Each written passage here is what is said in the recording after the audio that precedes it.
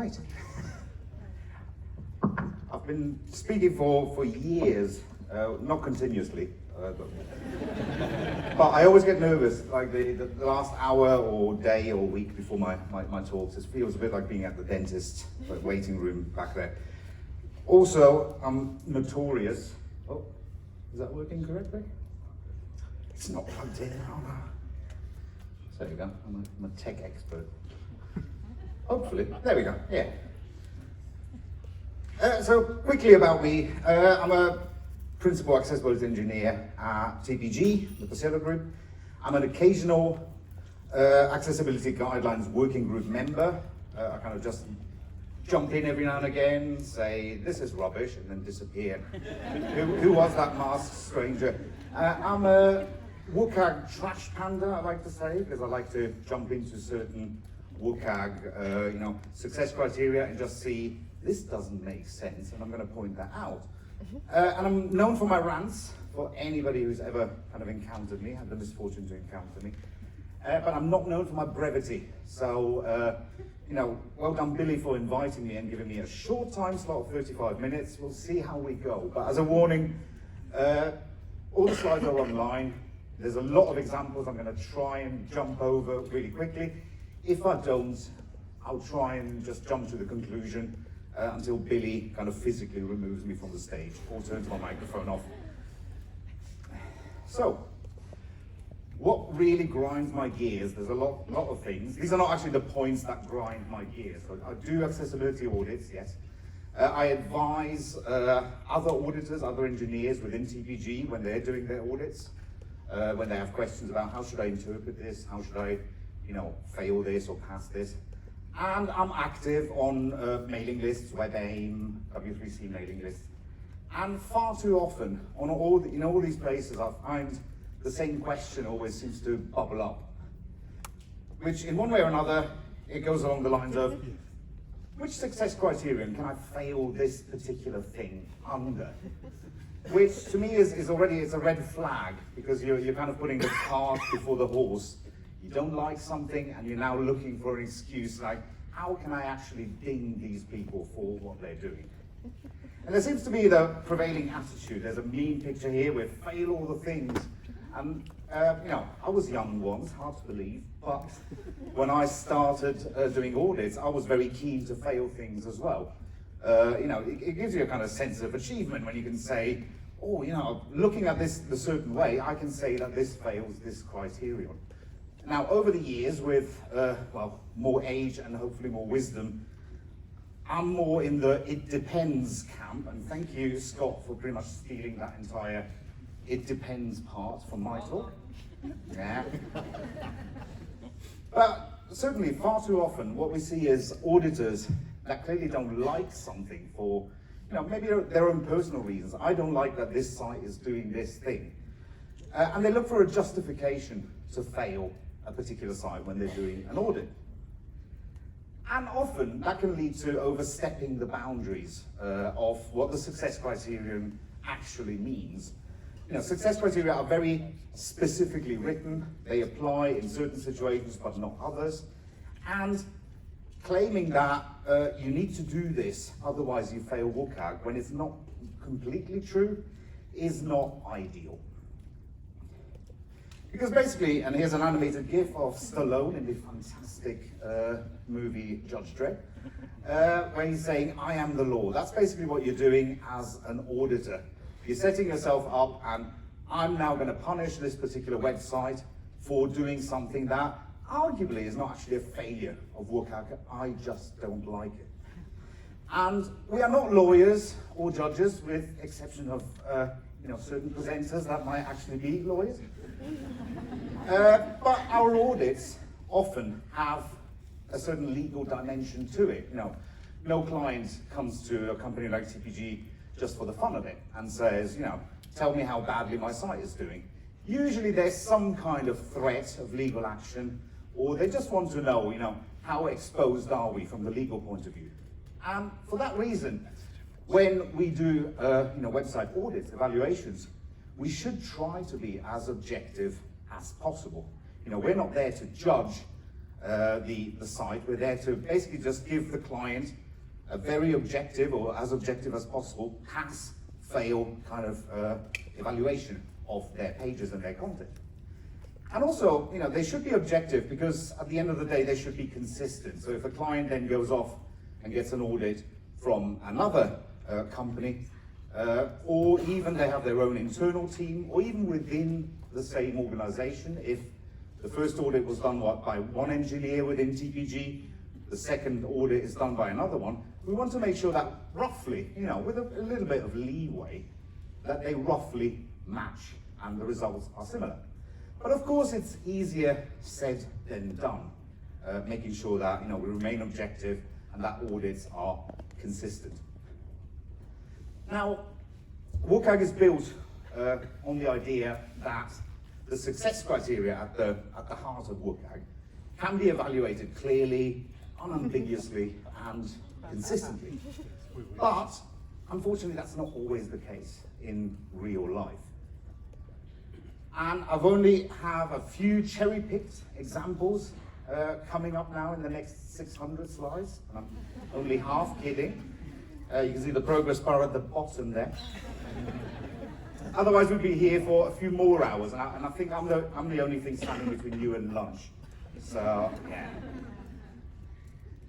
So, WCAG success criteria themselves are often misunderstood and misinterpreted by everybody. Now, even veteran auditors sometimes have their moment where they just reinterpret something a certain way or didn't quite get a nuance while they're doing an audit.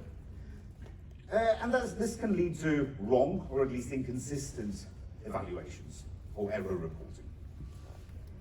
And here's an animated GIF of Obi-Wan waving his hand. These are not the droids you're looking for, which is kind of the conceit of my title. These are not the SCs you're looking for.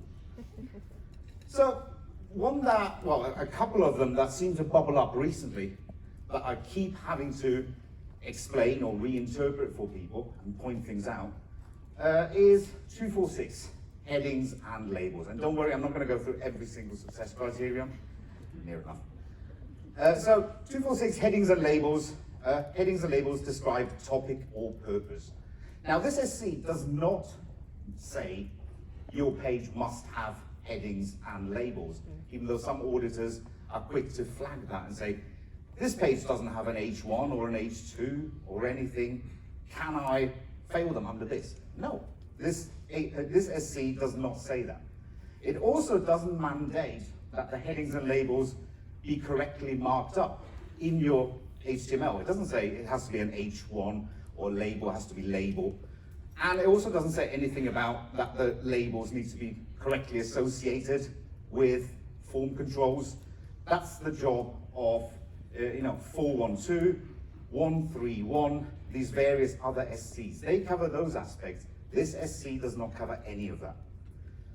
So as a quick example, we got pure, an input type text, nothing else around it. Let's assume there's not even text preceding it that acts as a label. This passes 246, headings and labels. It fails, if there's nothing else, it fails 332, labels or instructions, and it fails 412, name, role, and value, because that input is not exposing any kind of name. But 246, it's fine. And if there was text in front of it, in pure paragraphs, one is styled as if it's a heading, so nice big text, says I'm a heading. There's a paragraph following that says first name, and then the input. That also passes 246, headings and labels. Yes, the heading's not marked up as a heading. The label is not marked up as a label and it's not associated with the input, but it passes 246. It fails 131, info and relationships, because the label isn't associated in any way with that particular input. And it fails 412, name, role, and value, because that input still hasn't got an actual name to speak of. But 246, it's fine. Now, we already mentioned it, 332, labels or instructions. Labels or instructions are provided when content requires user input. Again, it doesn't mandate that there be labels that are marked up with an correct label element in the HTML, all properly associated with the form control. Again, that's the job of 131, and where it affects the accessible name of the form control 412. So it's about being, precise and specific about which SC does this thing actually fail. Sorry to the audio people. And again, another example, we got a paragraph that says first name and an input type text following it. Again, this passes 332. There is something there that acts as a label. It doesn't say anything about it needs to be a proper associated label. It fails 412 and it fails 131. Other kind of aspects in other SCs. 211 keyboard. All functionality of the content is operable through a keyboard interface. It doesn't say anything about which keys are needed to operate a particular control and to trigger certain functionality. So for instance, a classic one, we've got a link, a href, with just a hash as an href. We got onClick, so assume there's some kind of JavaScript behavior that's being triggered. The developer was even good and added a roll of button and the text fake button, because obviously that's production code. This passes 211 keyboard, because I can focus, I can get to that control and I can trigger it by hitting enter. I can't activate it with spacebar, which is kind of the standard for button. But 211 doesn't say anything about it must behave the same way, or which particular keyboard key should this respond to. All it says is that there is a way to activate this with a keyboard. And it's a subtle distinction, but I've seen so many people, and myself included in the past, failing buttons, like fake buttons like this, that don't respond to spacebar. Now, I'll probably mention it already later, but I'll jump in now and say, of course, when we do an audit, we will mention this. We will say, well, you're already announcing this as being a button. Buttons should respond to space, but it's not a fail. At that point, we're giving more advice, kind of best practice advice. Is there any chance of a glass of water for anybody that works behind the scenes? Thank you. Otherwise, I'll be coughing your ears off. Right, 323. I'm gonna, again, not gonna go through every single SC, but these are a few that I picked out. 323, consistent navigation. Navigation mechanisms that are repeated on multiple web pages within a set of web pages occur in the same relative order each time they are repeated, unless a change is initiated by the user. Big long mouthful. So this only requires, if you read it carefully, that the relative order in which the navigation controls appear on multiple pages that are related, that the order is always the same. It doesn't mean what you might infer from the title itself. Thank you very much. That the navigation needs to be consistent, so that you always have to have the same, controls, buttons, navigation mechanisms. No, it's all about just the order of where that navigation happens within the order of the rest of the page. 133, sensory characteristics, another one that's often misunderstood. Instructions provided for understanding and operating content do not rely solely on sensory characteristics of components such as shape, color, size, visual location, orientation, or sound. This only talks about instructions. It doesn't actually say you're not allowed to use color, shape, etc. in your controls or whatever you're doing in your content. It only says your instructions can't just refer to things by those characteristics. Now, if you are actually just using color for something, or if it's a particular shape that needs to, that you should be able to discern, and it's only visual, then yes, that will fail other things. That will fail 141 use of color, perhaps, or 111 non-text content, but not 133 sensory characteristics. Again, it's about kind of reading exactly what that particular success criterion refers to and being precise about it.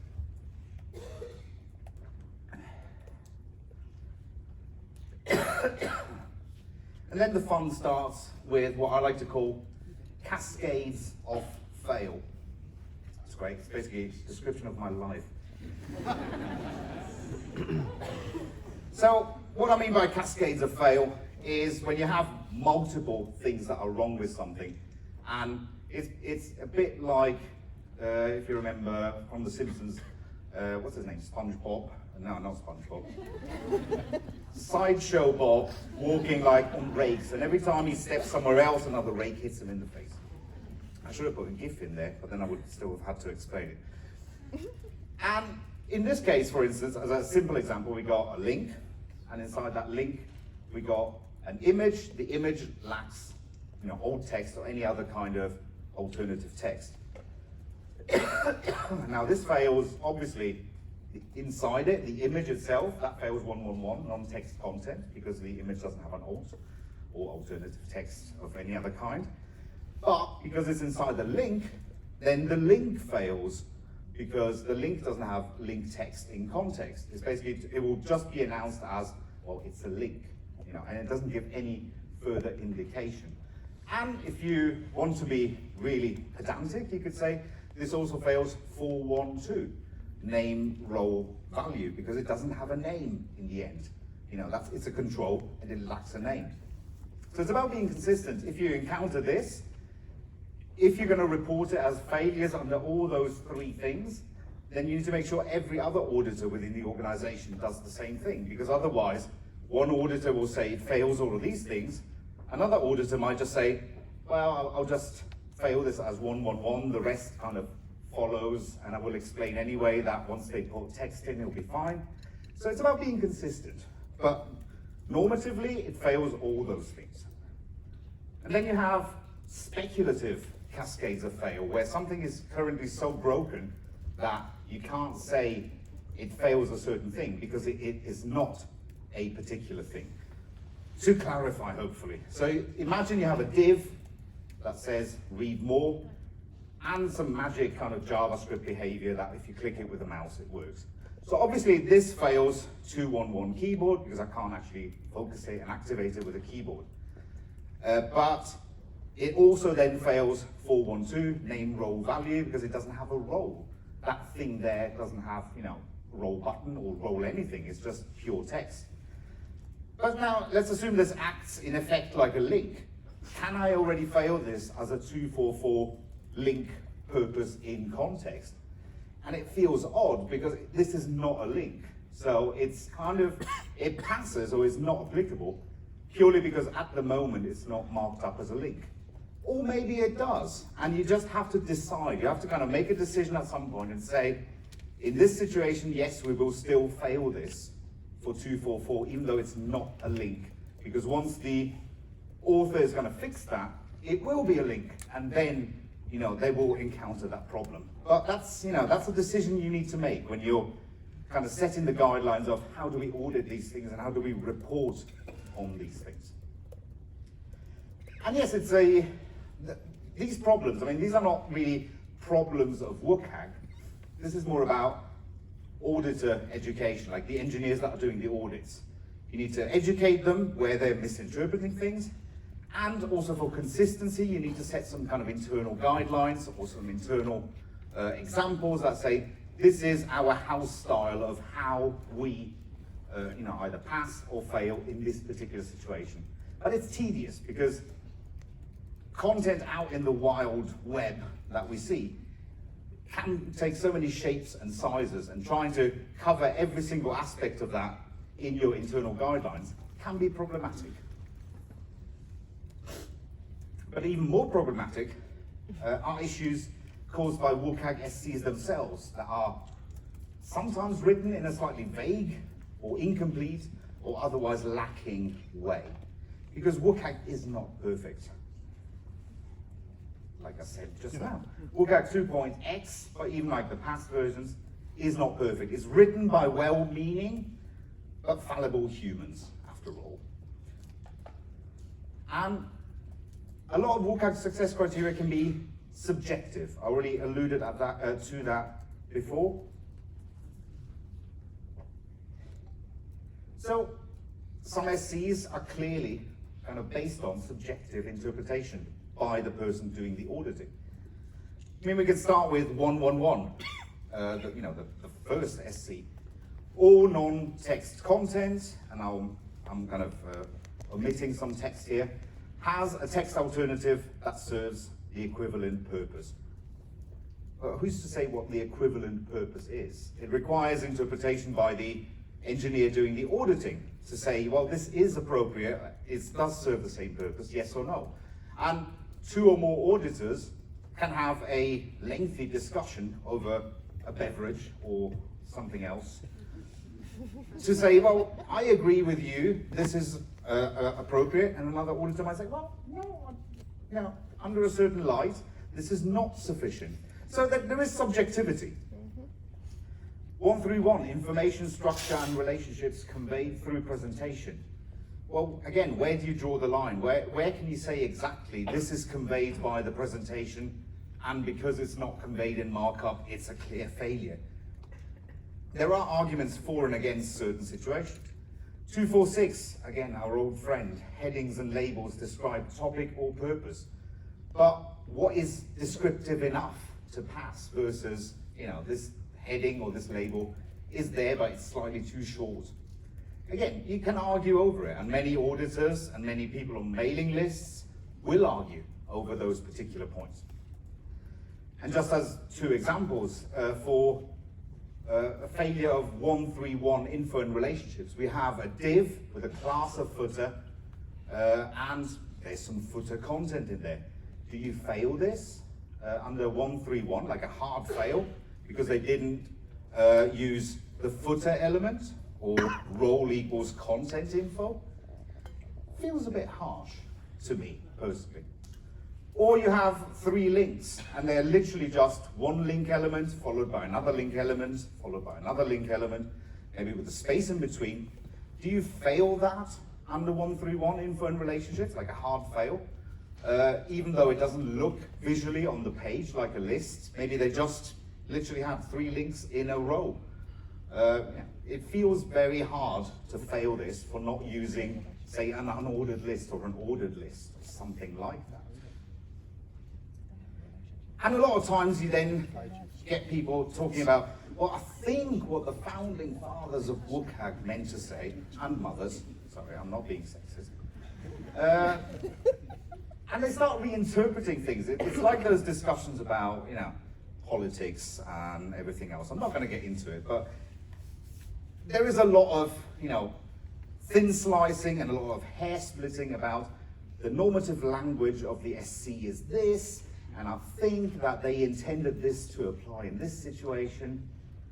And I've got an animated GIF here of the dude in The Big Lebowski just shaking his head. It's like, that's just like your opinion, man. And I hate that because, a lot of discussions, even on mailing lists, end up like this. You just one opinion against another.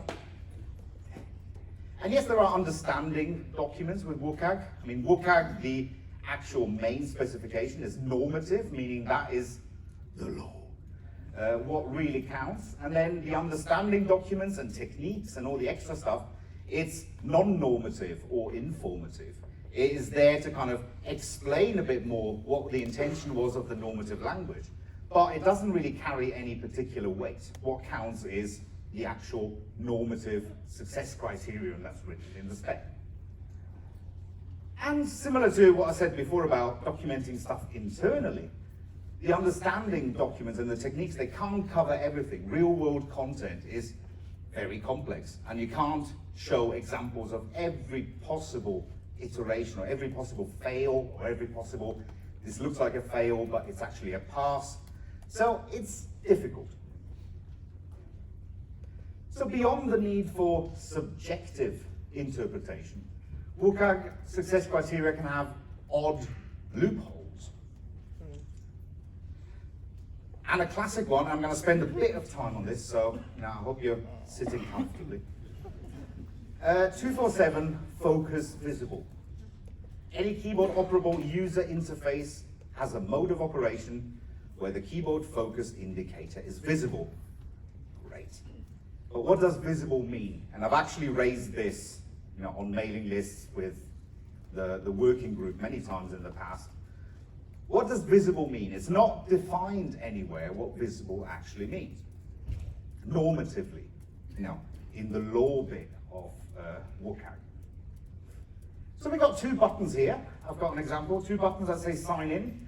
The one on the right has a visible focus indicator. It just so happens to be, and does my laser pointer work? Yes. It doesn't show up there. It just so happens to be a visible indicator that's a single pixel that's really, really, really faint. However, if you want to lawyer this thing, you can say this is a visible indicator. Yes, it's completely useless to any person, alive or dead. But, if you really want to take it to court, find a lawyer that says that is not visible in the kind of visible sense. So this was a loophole in WCAG 2.0. And I pointed that out years ago, but it was a case of we can't change success criteria. And now that we're moving towards WCAG 2.1, this was a few years ago, we're going to patch this loophole with a new success criterion. And it's going to be great. So we no need to go back and revisit focus visible. We're going to have a new success criterion that just basically covers those scenarios. But the new success criterion also ended up having loopholes. So that was a bit of foreshadowing. 1.4.11 non-text contrast is the savior, or was supposed to be the savior. It's lengthy, so apologies for reading it out again. The visual presentation of the following have a contrast ratio of at least 3:1, 3 again over 1, whatever, against adjacent colors. User interface components, visual information required to identify user interface components and states. And I'm kind of shortening this all to basically say this should apply, or this does apply, to the focus state of components. But if we look at it, all it actually says is it needs to have a contrast of at least 3:1. So here's my two buttons again. It's still, the focus state is still only a single dot, but I made sure that it's a bit darker. So it has a contrast of 3:1. Much improved accessibility. Also, and I'm not going to reread this, 1.4.11 only normatively applies to adjacent colors that are basically next to each other, touching.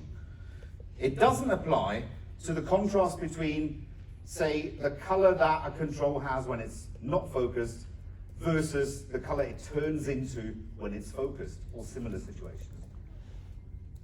So as an example, I have 3 buttons here, very simply named 1, 2, and 3. They're all in some kind of component widget looking kind of pill-shaped bar. And they're all gray except for the one in the middle, which is very lightly green, and you can hardly see it on the projector screen here. This would fail 1.4.11 non-text contrast because the button in the middle, which has the light green background, that light green against the light gray of the other 2 buttons which are not focused, that fails the contrast ratio of 3:1. But a developer can just put in a 1 pixel gray bar between those buttons, and all of a sudden that light green is not adjacent to the light gray background anymore. As long as the contrast between the light green and that single pixel gray line that we've now added, and the opposite for the light gray, this passes 1.4.11 because there's no failure of adjacent colors. And obviously, this also applies quite clearly when, not when we have 3 of these buttons touching each other, but just individual buttons. If the button just changes color as an indication of focus, you can't compare the color before and after because they're not adjacent. They're not happening at the same time next to each other on the page. But wait, I hear you shout with delight. Does this not fail 1.4.1 use of color? And the answer is maybe. Probably 141, use of color. Color is not used as the only visual means of conveying information, indicating an action, prompting a response, or distinguishing a visual element. So I would say, as a hardline reading of that, yes, this applies, and just changing the color like that of the control from light gray to light green is probably a failure. However, once you start bringing this up, people, very clever people, point out that there is a non-normative failure technique, F73, that tries to redefine by the back door what color actually means. So use of color is all about you're just using color. That technique redefines what color actually means. So F73, I know it's party central at my house on a Friday night. Failure of success criterion 141 due to creating links that are not visually evident without color vision. It's a lengthy technique. Now remember, techniques are only informative. They're kind of there to provide context. And that technique contains a note that says, the example was given about the text is red and there's pink links. And the note says, red and pink are the same color, brackets hue, but they have different lightness, which is not color. So in this note, I'm not going to finish this up. In this note, it basically says, well, when we said color, we actually meant hue.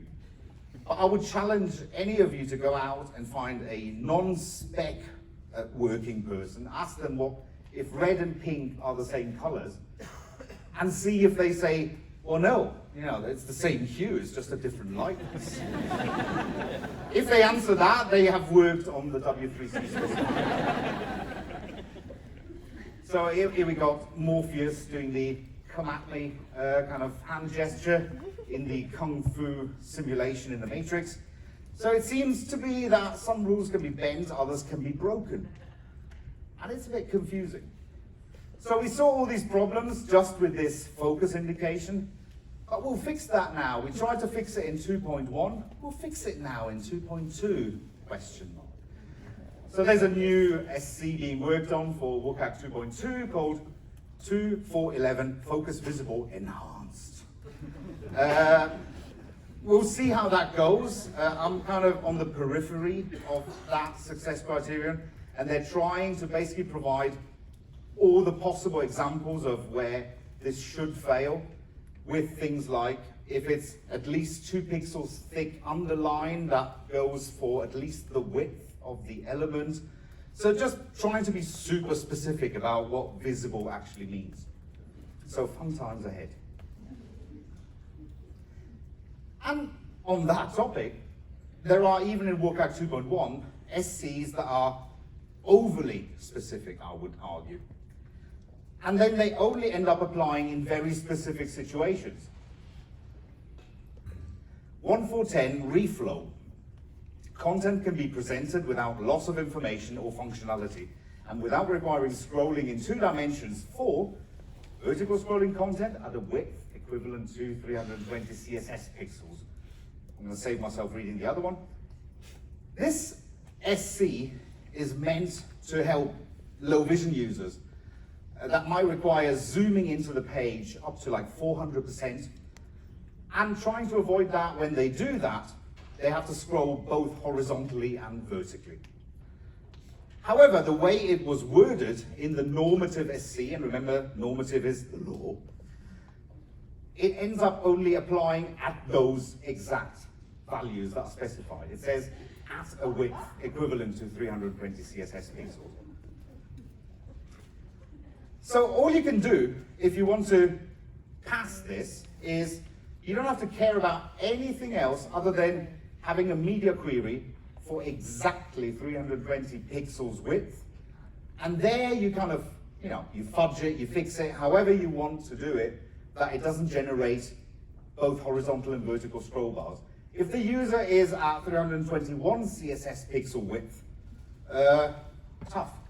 This SC does not apply in that situation. And there's a link to an example. Similarly, 1.4.12 text spacing. This is a particularly long one, and I'm just going to paraphrase it. It basically says users should be able to change things like line height, spacing, letter spacing, and word spacing. And then it gives specific values to at least 1.5 times the font size for line height. And again, it's only those values and over. So if content breaks or stops working, when you set a line height yourself of 1.4 instead of 1.5, it still passes this SC. The SC itself does not apply. And again, you could do things, and I've made a little demo here as well, of using JavaScript to just detect, to calculate what's the current line height. And you just basically read the property, what's the font size, read the current property of the line height, divide one from the other, and you get, if it's over 1.5, do your fix. Otherwise, you don't have to care about it. Very artificial, very contrived, but I wouldn't say nobody will ever try to do that sort of thing. And now, even after years of auditing, I sometimes have these weird moments of realization. Maybe some of you have had them with some of my examples. If not, there's plenty more to go about to give you kind of existential crises of how you interpreted your SCs in the past. And I sometimes feel like here's a sudden clarity Clarence, the meme picture of the guy at a party.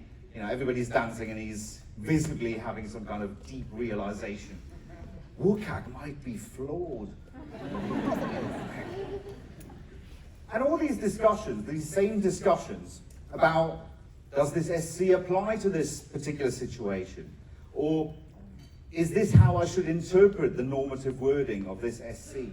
They're happening everywhere. They're happening in mailing lists. They're even happening within the accessibility guidelines working group itself. So if the people that are actually writing these success criteria sometimes don't agree what they've actually written, interesting times.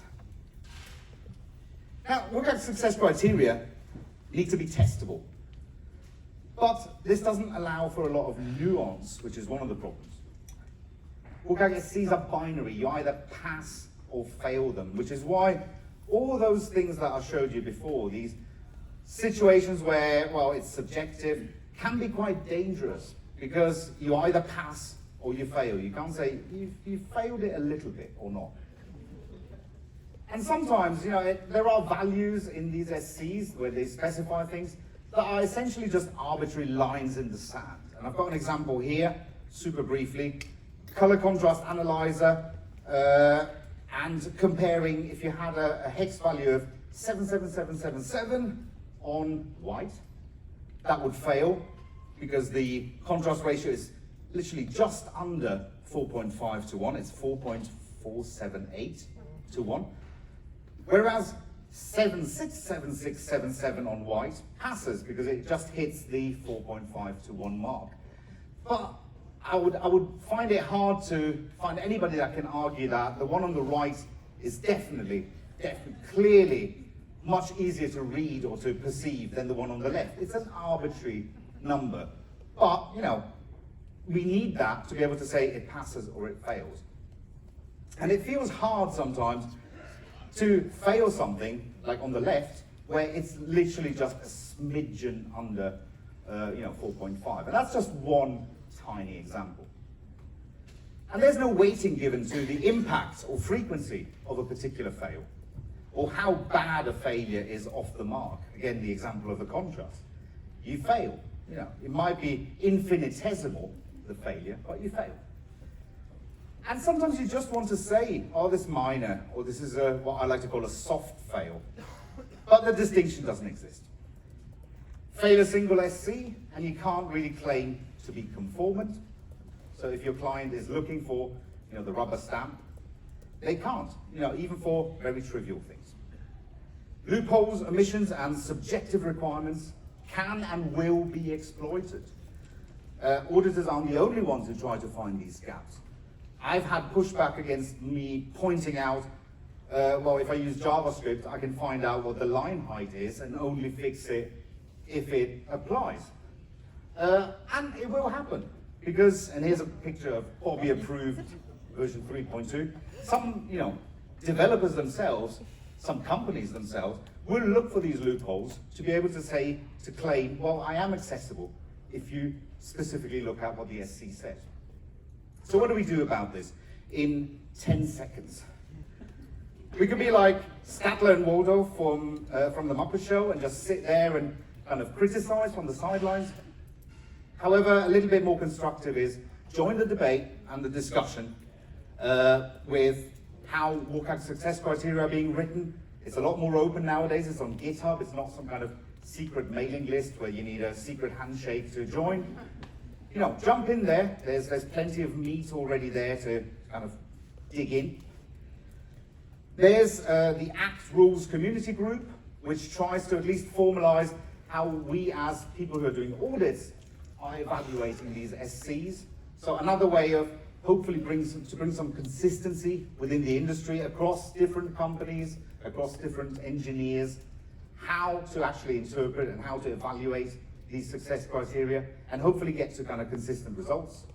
And they've already put lots of stuff online in GitHub. Here's a link to it. Dig in. It's not perfect, it's not finished, but it's a good start. There's also work happening now on the next version of, it's not even called WCAG, it's called Silver at the moment, for some very naff kind of wordplay reasons. And Silver tries to actually move away from this very binary pass-fail by giving scores to, failures. So in a sense, there's the hope that it won't be such a problem when you fail, but only by a little bit, because you might still make up points for that. But at the end of the day, you still have to come back to a yes or no, pass or fail. So it's kind of an imperfect mechanism at the moment. And if you like doing accessibility audits, get ready, because in the Silver model, you end up with a friggin' spreadsheet to work out, does this actually pass or fail? So good fun, our job is secure for those of us who are working in accessibility. In the meantime though, don't creatively reinterpret what an SC says to fit your agenda. That's part of the problem. Whether you're a developer or an auditor. And here's Walter pointing his gun at the screen saying, this isn't NAM, there are rules. And I'll just quickly jump. There's further reading. If you want to join the WCAG Trash Panda web ring, lots of issues on GitHub already. And with that, with overtime and everything, thank you very much.